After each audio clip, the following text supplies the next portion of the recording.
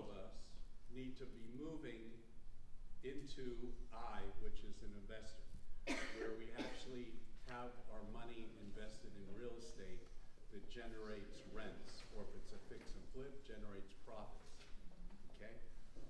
That way, your money is working for you and you're not working for your money. And the sooner you do that, the better. I retired about, 25 years ago now. I'm just a landlord. I live on the rents I get from all the different properties I have around the country. And that should be your goal. Everybody understand that? Your goal is to convert your lives where your money is working for you, and that's where you create real wealth. Another good example, if you go to page 7, you can see, well, the music's working again. You know what you did? Good calling around the applause. Does he get a chocolate? Yeah. Yeah. Where were you? All right, so here's a simple example between real estate and stocks. What you're looking at here is a return on investment. All right? If you have $100,000 to invest and you invested in stocks, and you have that same $100,000 and you invest in real estate, with the stocks you'll have to pay all cash. But with real estate you can leverage it. So you can use that $100,000 as a down payment and buy a property that's worth $500,000. Okay? With the stocks you generally cannot borrow until you're at a certain threshold, which most people don't apply. With that real estate, we can easily get a loan for 80%, which would be $400,000.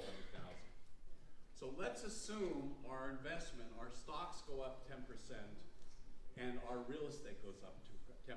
Let me show you what happens with leverage. The stocks are now worth $110,000. Everybody see that? Yes. Our property is worth now $550,000. So what's our return on investment? 50%. Well, yeah, 50%. But on the stocks, it's only 10%. So this is why, one of many reasons why we invest in real estate. Look at using leverage, we can really increase our ROI. So go to page 8. I love this because it really shows how much real estate appreciates over time. This is a real house in Westwood, 1332 Holmby Avenue. Anyone know where that is? It's just south of Wilshire Boulevard in Beverly Hills. It's 2,668 square feet, 3 bedroom, 3 baths, 6,501 square foot lot, so it's just an average lot. There's a picture of it, 1931. I saw it in a book, and the reason I was so intrigued, what's the purchase price for this house? $10,250.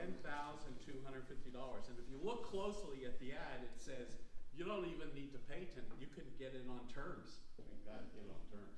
$500 down and a couple hundred a month. So I started researching that property with the help of Christine in Chicago Title. We started looking back at the history of this house, and we found out that in 1956, now trees have grown in front of it, it's worth $177,046, 1956. And then it didn't sell again until 2013. Look how the house has matured. It sold for $1,450,000. Same house, no additional square footage. And then we researched it as of 2021. It sold for $2,774,900. That same house from 1931 at $10,250. That's the magic of real estate.